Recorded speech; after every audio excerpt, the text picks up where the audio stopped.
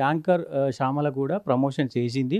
So, పోలీసులు దానిపైన చర్యలు తీసుకోబోతున్నారని వాదనలొస్తున్నాయి. ఒకవేళ నిజమైతే వైఎస్ఆర్‌సీపీ పార్టీ ఎలాంటి చర్యలు తీసుకునే అవకాశం? అది ఆ పార్టీకే తెలుసండి. మనం ఎట్లా చెప్తాం? వైఎస్ఆర్ పార్టీనా, లేకపోతే కాంగ్రెసా, ఇంకొక పార్టీనా, ఇంకో పార్టీనా చెప్పలేం.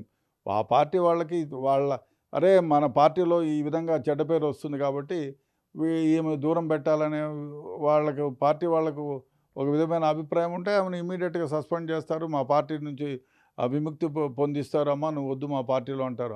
ఆమె కాదు, ఎవరైనా ఇట్లాంటి చెడ్డ పనులు చేసేవాళ్ళు, తిట్టేవాళ్ళు, పొట్టేవాళ్ళు ఎవరైనా పార్టీలో ఉంటే అయ్యా మా పార్టీకి చెడ్డ పేరు వస్తుంది బాబు, నువ్వు వెళ్ళిపోని సస్పెండ్ చేసి సాగనంపితే మంచిది.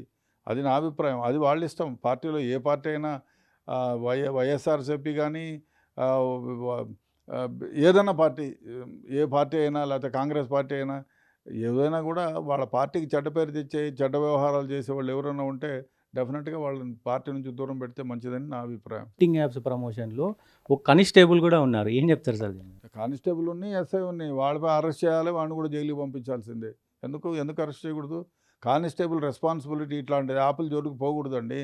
ఎందుకంటే నువ్వు రక్షించాల్సిన వాళ్ళు ఇట్లాంటి వాళ్ళని 10 మందికి బుద్ధి చెప్పాల్సిన పోలీస్ డిపార్ట్మెంట్లో ఉండబెట్టి నువ్వు కానిస్టేబుల్గా ఉంటూ ఇట్లాంటి యాప్ని నువ్వు ప్రమోట్ చేసినావంటే ఏమనుకోవాలి?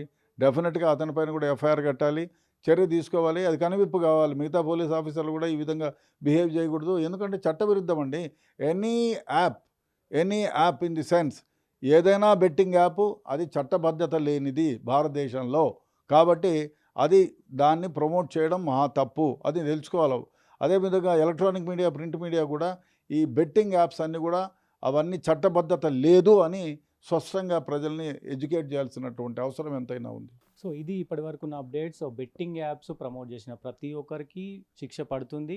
ఎక్కడ ఉన్నా, ఏ దేశంలో ఉన్నా పట్టుకొనొచ్చి శిక్ష విధిస్తారు. ఎన్ని రోజులకైనా, అది 5 సంవత్సరాలు కావచ్చు, సంవత్సరం కావచ్చు, 10 సంవత్సరాలకి ఈ దేశం ఎప్పటికైనా వాళ్ళని పట్టుకొని శిక్ష అయితే కంపల్సరీగా ఉంటుంది. ప్రమోట్ చేయొద్దని చెప్తా ఉన్నారు.